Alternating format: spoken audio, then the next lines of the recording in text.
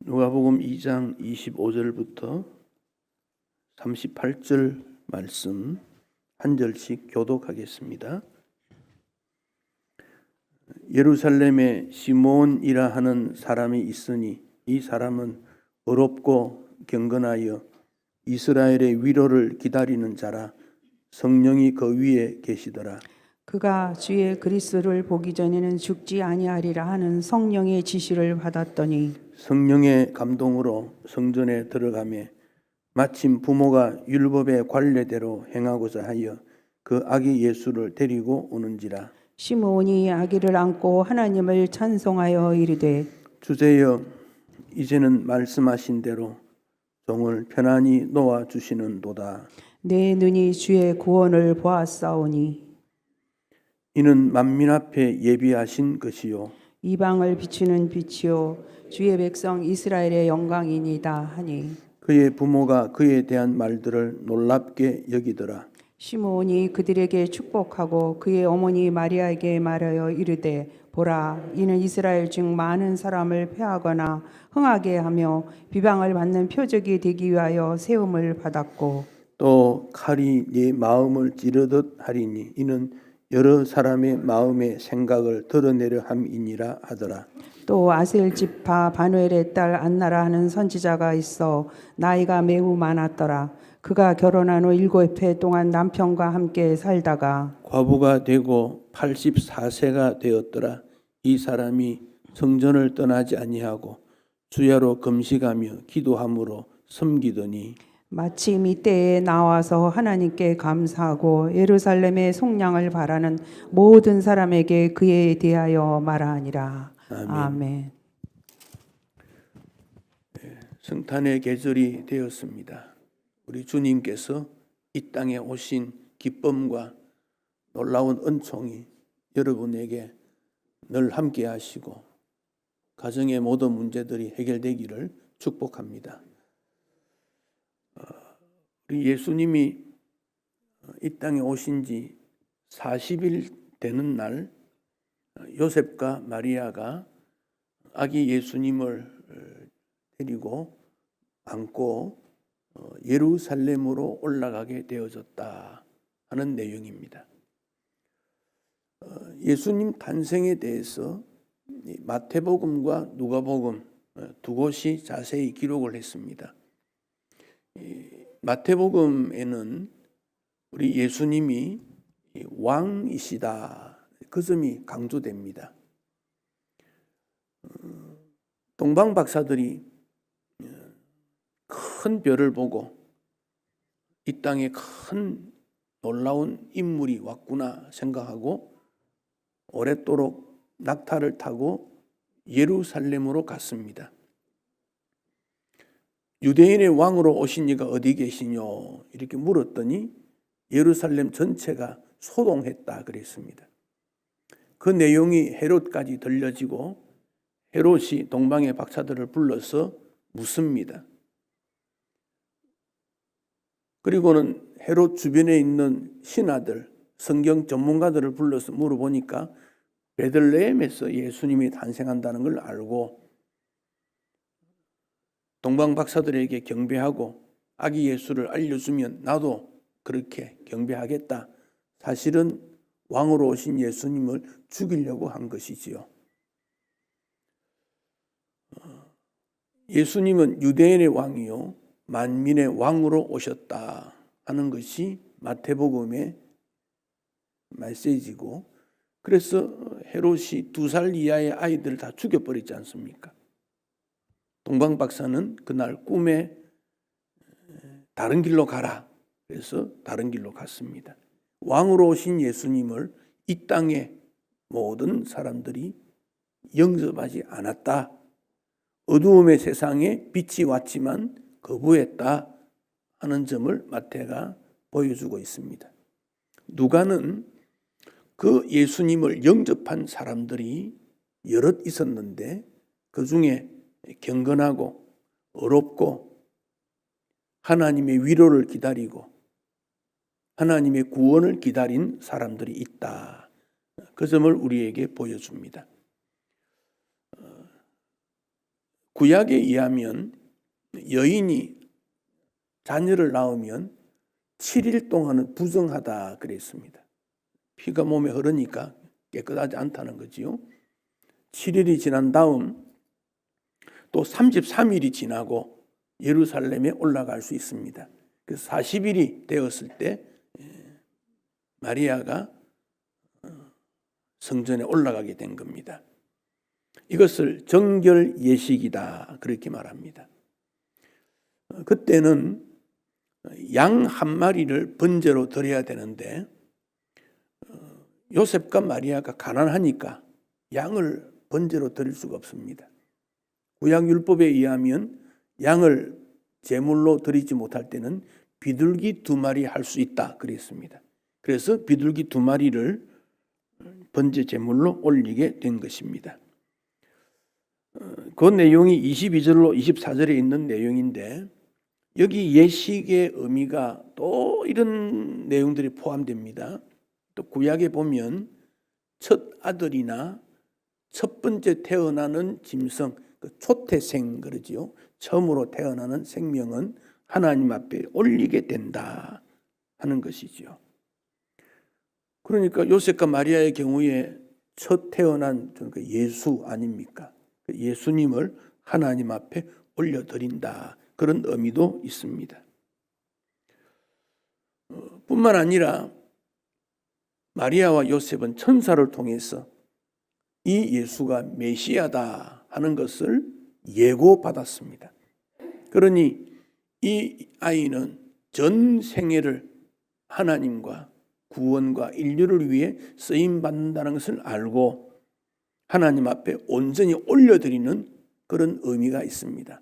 그래서 단순히 정결 예식했지만 그런 종합적인 내용들이 포함되어 있다고 볼 수 있습니다. 그때 어린 비둘기 2마리를 올려드렸다는 이것은 가난한 자의 예물 그렇게 말합니다. 이미 예수님이 이 땅에 오셨을 때부터 가난한 자를 위해 오셨다 그렇게 말했습니다.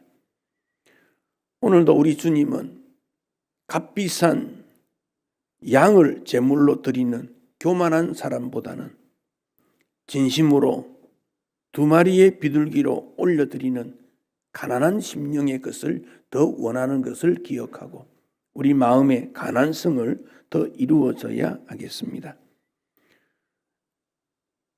그 당시 유대인들이 생각할 때 이렇게 나라가 어렵고 혼란할 때 구약에 약속하신 메시아가 오셔야 되지 않겠는가라고 생각을 했습니다.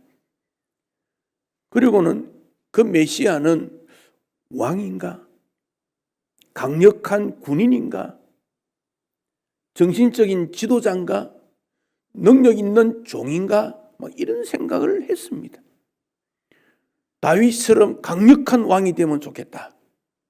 구약에 있는 그런 용사들처럼 전쟁의 승리자처럼 그런 지도자가 나타나면 좋겠다. 그런 생각도 했습니다. 그런데 우리 예수님은 정말 어린 아기로 오셨습니다. 모든 사람이 환영하고 그렇게 등장되리라 생각을 못했습니다. 베들레헴의 허름한 여관의 마구간에서 모두가 잠자는 어두운 밤에 위대한 탄생이 일어나게 됩니다. 동물의 배설물이 엉겨있는 지푸라기, 말이 먹는 말구유, 참으로 초라한 곳에 오신 예수님. 그분은 종의 모습으로 오셨고 작은 자에게 생명을 주시는, 그리고는 그 당시 권력자와 지식인들로부터 외면당하는 예수님이었습니다. 그렇게 오신 이유는 오늘도 이 땅에 너무도 아픈 일들, 아픔을 고백할 수 없는 억울한 일을 당한 자들, 한숨 짓는 노인들, 굶주리는 자들, 너무나 많은 그들에게 우리 주님이 빛으로 오셨다는 사실을 보여주며, 그러므로 온 세계 사람들이 예수님의 오심을 기뻐하고 환영하고 우리도 작은 사랑을 나누기 원하는 것입니다. 이사야는 61장 1절로 3절에서 이 땅에 메시아가 오셨을 때 가난한 자에게, 포로된 자에게, 눈먼 자에게, 눌린 자에게 주의 은혜로움을 펼쳐신다고 약속하고 있습니다. 오늘도 우리 예수님을 마음에 모시면서 그 주님의 정신을 우리도 이어가야 할 것입니다. 그때 예루살렘에 두 사람의 경건한 사람이 있었는데 한 사람은 시몬이고 또 한 사람은 안나입니다. 시몬, 안나 이 두 사람은 아기 예수님을 바로 알아보았는데 시몬에 대해서 우리 25절에서 분명히 보여줍니다. 그는 어떤 사람인가? 어렵고 경건하여 이스라엘의 위로를 기다리는 신앙인이었습니다. 이게 어렵다 이 말은 하나님과 바른 관계가 된다, 하나님 기준으로 살았다, 그런 말입니다. 오늘 우리의 삶이 내가 기준이 되고 세상이 기준이 되는 것은 어렵다고 말하지 않습니다. 의라는 것은 하나님 보시기에 옳다, 하나님 기준이다. 주의 교회를 섬길 때도 하나님 기준으로 섬겨야 됩니다. 경건하다 하는 이 말을 다르게 번역하면 헌신하는 삶을 살았다, 그런 뜻입니다. 하나님과 바른 인생은 하나님 앞에 헌신하며 사는 인생이 됩니다. 그는 이스라엘의 위로를 기다리는 자였다 그랬습니다. 기다렸다, 여기에 핵심이 있습니다. 신앙은 끝까지 기다림입니다. 기다림. 무엇을 기다립니까? 이스라엘의 위로를 기다립니다. 위로가 무엇입니까? 이 위로는 누군가에게 함께 있을 때 위로를 받습니다. 약한 사람이 강한 사람 곁에 가는 이유가 무엇입니까? 위로받으려고 가는 거예요. 자녀가 힘들어 살아갈 때 왜 부모에게 옵니까? 부모로부터 위로를 받기 위해 오는 거예요. 대통령이 아픈 백성들에게 왜 갑니까? 위로 주기 위해 가는 거예요. 위로를 주기 위해. 그래서 교회는 위로의 사역을 감당해야 돼요. 교회의 직분자는 아파하고 고통하는 자에게 위로자로 등장이 돼야 돼요. 헬라어 말의 위로라는 이 말에는 훈계라는 말도 있고 소환받는다는 의미도 있어요. 하나님께서 소환시킵니다. 불러냈다는 거예요. 그리고는 훈계도 주고 위로도 준다는 거예요. 왜 우리가 주의 말씀대로 살지 못했을 때 주님은 버려두는 것이 아니라 우리를 오라, 그리고는 책망을 해줍니다. 그 책망은 바르게 살 수 있는 위로로 등장이 됩니다. 이스라엘이 우상 숭배와 탐욕에 물들어 있을 때 멸망하지 않았습니까? 그럴 때 하나님께서 이스라엘을 불러서 소환시켜서 책망을 하고 잘못을 지적하면서 포로 중에 있는 그들을 위로해 주시는 그 은혜, 시몬은 그 모습을 기다리고 있었습니다. 그러므로 이 이스라엘의 위로라는 이 단어 속에는 왜 주님이 나를 불렀을까라고 하는 사명감이 포함되고, 오늘도 책망하시는 주님 앞에 내가 바르게 살아야 되겠다 결심도 하는 데는 것이 위로라는 겁니다. 시몬은 그런 사람이었습니다. 성경에 있는 내용을 그림으로 많이 남겼던 그 화가가 렘브란트라는 사람이 있습니다. 네덜란드 사람인데 이 렘브란트가 가족이 했던 모든 일이 참 어려웠습니다. 지금 이 그림은 아기 그리스도를 안고 있다고 하는 시몬에 대한 그림인데 렘브란트의 제일 마지막 작품입니다. 한 350년 이전 작품인데 이 작품에 대한 해석을 조금 들으면 좋겠습니다. 들어보시겠습니다.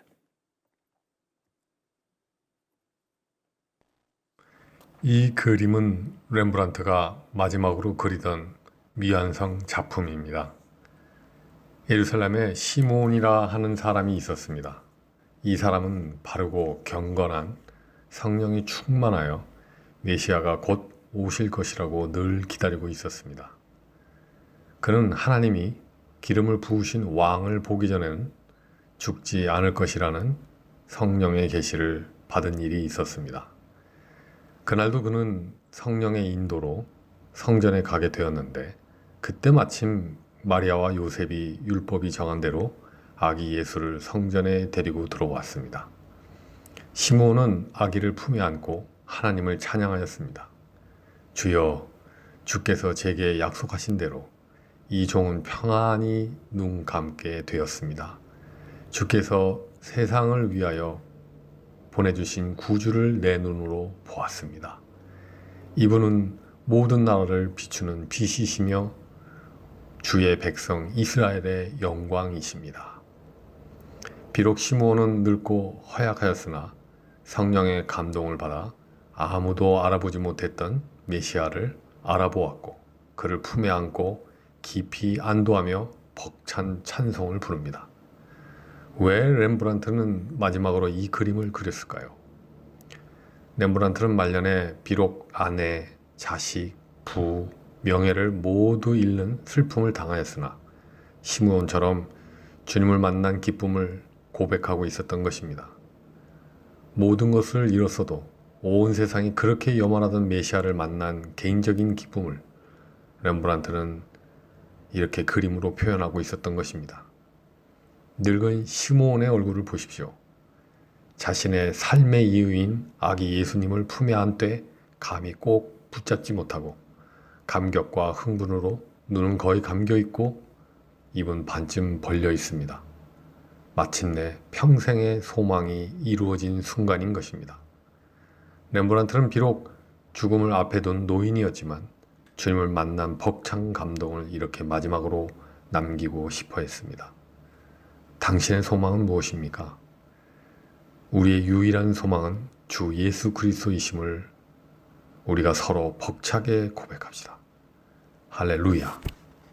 렘브란트가 이때 66세 때 나이였다 그러는데 머리가 다 이렇게 벗겨지고 눈이 반쯤 잠기고 뭘 쳐다봐야 될지 아주 고통스러운 그런 모습이고 그의 아내도 죽고 자식도 다 죽고 렘브란트가 작품을 많이 남겼지만 그는 아주 가난한 그런 사람이었습니다. 이 작품도 그가 그리다가 완성하지 못하고 그 제자들이 완성했다고 합니다. 자, 25절 성경을 보겠습니다. 예루살렘에 시몬이라는 사람이 있으니 이 사람은 의롭고 경건하여 이스라엘의 위로를 기다렸다. 여러분, 의롭고 경건해도 가난할 수 있고 고통이 있을 수 있는 겁니다. 그런데 25절 뒷부분의 성경에 보면 성령이 그 위에 계시더라. 성령이 함께했다 그랬습니다. 26절 그가 주의 그리스도를 보기 전에는 죽지 않는다고 하는 성령의 지시를 받았다. 27절 그날 성령의 감동으로 성전에 올라가서 또 하나님께 예배하려고 기도하려고 할 때 예수님을 만났다.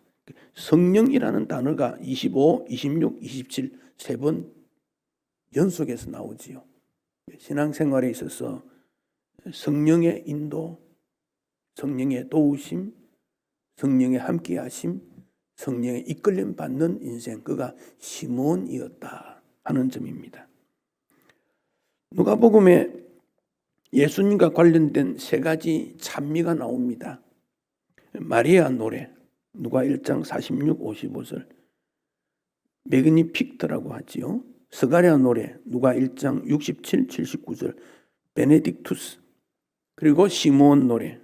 시므온 노래를 눅 디미티스라고 말합니다. 시므온 노래를 그렇게 말하는데 그 말의 의미는 눅크라는 말은 29절에 보면 주제여 이제는 영어로 now입니다. 눅크, now. 디미틱스라는 말은 나를 29절에 보면 편안히 놓아 주셨다, 놓아 주었다 그런 뜻입니다. 즉 시므온이 우리 성경에 없지만은 이 시므온 나이가 얼마나 되었느냐? 유대 전통에 의하면 111세라는 말이 있습니다. 오래도록 100년 이상 살면서 무언가에 붙잡혀 살았어요. 무언가에. 젊을 때는 정욕, 욕심에 붙잡혀 살고 나이가 들면 권력 욕심에 붙잡혀 살고 나이가 더 많이 들어도 사람은 무언가에 붙잡혀 살아요. 시므온도 무언가 붙잡힘을 당했다고 봐요. 그런데 시므온이 예수님을 본 순간 이제는 종을 편안히 놓아주시는군요. 놓아주시는군요. 눅 디미틱스 그 말입니다. 나를 놓아주었다. 그 당시 유대인들이 생각할 때 우리의 메시아는 왕이냐 권력자냐 군인이냐 부자냐 큰 나라냐 그렇게 생각했는데 시몬은 오늘 그의 고백을 통해서 아기 예수가 주 하나님이 우리를 모든 무거움에서부터 놓아주신다 그런 말입니다. 놓아주신다.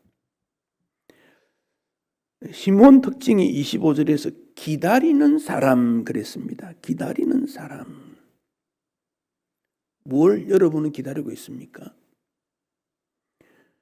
종을 놓아주었다 이 말은 주님이 붙들고 있다는 겁니다. 붙들고 있다. 여러분 인생을 붙들고 있는 게 뭡니까? 돈입니까? 건강입니까?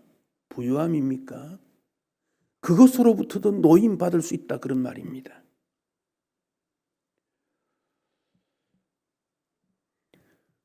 백조라는 새가 있습니다. 백조.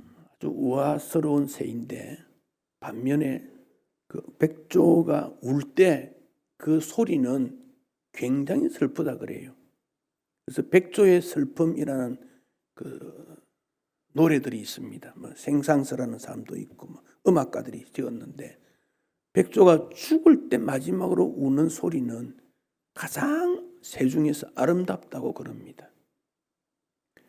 시므온이 평생을 살면서 무언가 끌려다녔는데 아기 예수님 앞에서 이제 종을 놓아주시는군요. 가장 아름다운 노래를 하고 있는 것이 시므온의 노래입니다. 예수를 기다림으로 메시아가 이 땅에 오시는 일을 기다림으로 자신은 온전한 자유와 노임과 해방이 되었다. 그런 의미입니다. 성탄은 하나님의 위로를 통해서 우리 모두가 노임을 받는, 얽매이지 않는, 자유함을 얻는 참 자유가 되는 이 성탄입니다. 또 한 사람이 안나인데 36절에 보면 아셀 지파 바노엘 딸 안나 그랬지요. 시몬이 구약에는 시몬 같은 뜻입니다. 하나님을 들으셨다는 뜻이에요.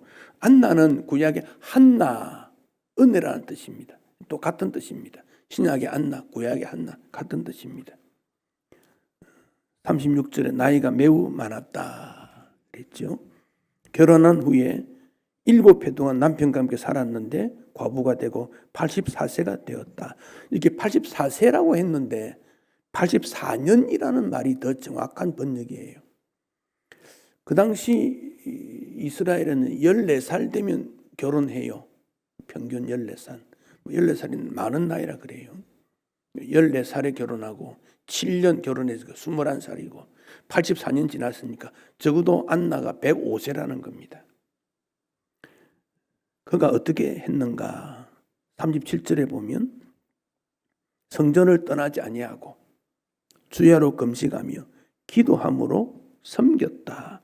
여기 섬겼다 이게 핵심인데 여기 섬겼다 이 말을 다르게 표현하면 예배했다 그런 말입니다.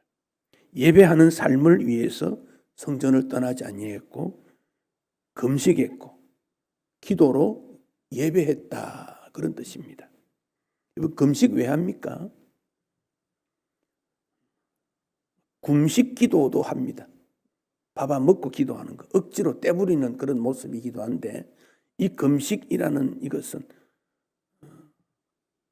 하나님 앞에서 욕망을 끊고 하나님만 사모하는 기도를 금식이라 그럽니다. 안나의 모든 욕망 내려놓고 그가 선지자였지 않습니까? 하나님의 말씀만 외치는 그 사역을 위해 전심으로 그는 하나님 앞에 서서 하나님을 섬겼던 예배했던 그 안나입니다. 구약에 보면 여선지자들이 몇이 있습니다. 사라, 미리암, 드보라, 한나, 아비가일, 훌다, 에스더 한 7명 정도 나오는데 여성들 경우에 여선지자는 나오지만 여성 왕이나 여성 제사장은 별로 없습니다. 그는 무언가를 간절히 기다리며 금식 기도하며 예배하는 자였다. 무엇을 그렇게 기다리며 했을까요? 메시아지요, 메시아. 메시아를 통해서 그는 자신의 모든 일이 끝났다는 걸 바라고 특히 중요한 내용이 38절에 보면 예루살렘의 속량을 바랬다. 속량이란 말이 나왔습니다. 시몬은 이스라엘의 위로를 그랬고 안나는 예루살렘의 속량 그랬는데 이 위로나 속량이라는 거의 같은 의미로 보아도 됩니다. 속량이란 대가를 지불하고 사온 거지요. 대가를 지불하고 사왔습니다. 이스라엘이 우상 숭배, 범죄 타락이지요. 그래서 다른 민족에게 지배를 받습니다. 메시아가 오시면 대가를 지불하고 그들을 사오게 됩니다. 그러면 위로가 되지요. 속량과 위로, 성탄의 의미입니다. 이 아셀은 이 바누엘 딸 안나는 아셀 지파라 그랬죠. 이 아셀 지파는 야곱의 첫 실바의 아들인데 8번째 아들인데 그 유명한 사람이 하나도 없어요. 가나안 땅을 주었을 때도 빼앗겼어요. 다 차지하지 못하고 드보라가 전쟁할 때 자기들은 참여도 안 했고 늘 바깥에서 빙빙 돌았던 이게 아셀 지파예요. 안나는 그런 세계를 뛰어넘은 인생입니다. 여자의 한계를 뛰어넘었습니다. 나이의 한계를 뛰어넘습니다. 모든 것을 뛰어넘었던 사람, 그게 안나입니다.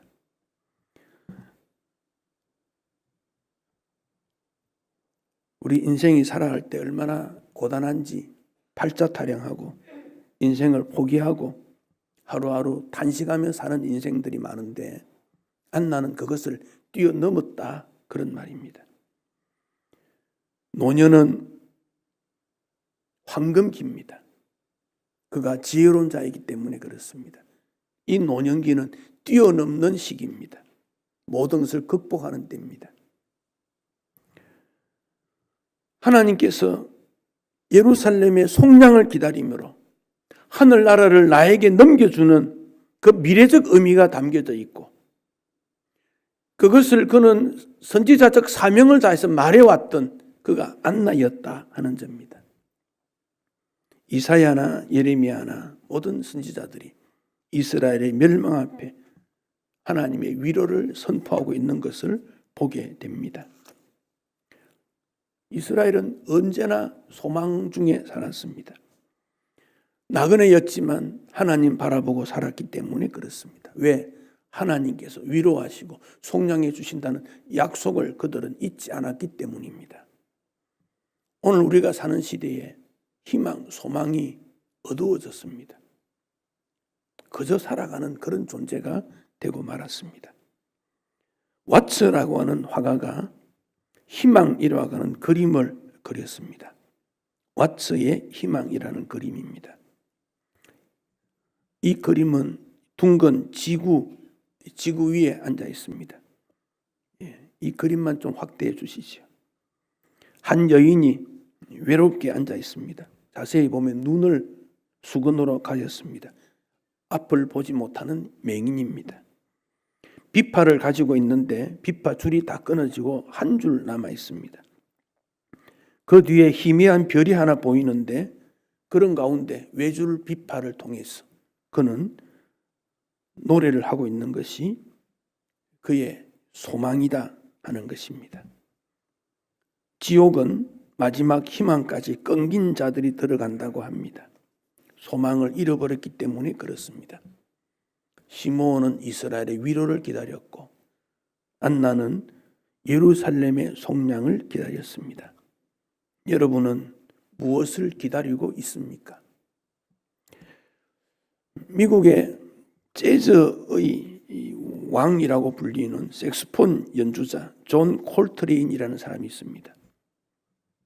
샌프란시스코 이 사람의 이름을 딴 교회가 있다고 하는데 제가 기회 되면 한번 가보고 싶습니다. 1926년생인데 40에 죽었는데 기독 집안에서 태어났는데 알코올과 헤로인 중독으로 형편없는 사람이 되었습니다. 그러다가 하나님 은혜로 극복했던 사람입니다. 그리고는 하나님을 찬양하게 되어졌습니다. 그의 몸이 망가져서 더 이상 활동할 수 없을 때 마지막 연주회를 가졌습니다. 마지막 연주회 32분 했다 그럽니다. 하나님에 대한 사랑과 감사를 노래했는데 온몸이 땀투성이고 있는 힘을 다해서 연주를 하고 내려왔을 때 소감이 어떤가 물었더니 그는 이렇게 말합니다. 눅 디미티스. 주님, 이제는 종을 조용히 놓아주시는군요. 이제는 주님이 나를 이 땅의 고난과 수고를 그치고 주님 앞으로 불러주시는군요. 그런 고백을 했습니다. 눅 디미키스. 주여 이제는 놓아주시는군요.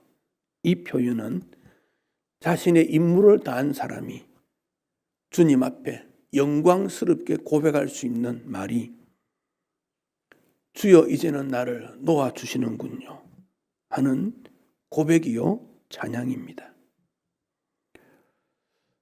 사랑하는 성도 여러분, 이 땅에 어떤 업적을 남겨도 만족을 누리지 못하는 것이 인생입니다. 장수해도 별로 즐거움이 없는 것이 이 땅입니다. 그런데 주님이 이 땅에 오셔서 우리를 모든 얽매이는 것으로부터 욕망으로부터 슬픔과 고난으로부터 놓아주는 것, 자유하게 하는 것, 위로하는 것, 속량하심, 성탄의 의미입니다. 바울은 선한 싸움을 싸웠고 달려갈 길을 마쳤다라는 고백을 했습니다. 이번 성탄에는 주님께서 나를 통하여 이루시는 참 자유를 주심, 이제 나를 이 땅에 얽매여 있는 모든 것으로부터, 여러분 무엇에 얽매여 있습니까? 가족도 죽게 맡기십시오. 살아가는 미래도 맡기십시오. 염려도 맡기십시오. 두려워하지 마십시오. 장래의 어떤 모든 일도 주님께서 놓아주옵니다. 길을 열어주십니다. 그렇다고 이게 끝나는 것이 아니라 그렇기 때문에 나는 어떤 사명으로 살아야 될 것인가를 보여주는 것이 성탄의 의미입니다. 시므온의 찬양이 우리 모두의 찬양이 되시기를 축복합니다.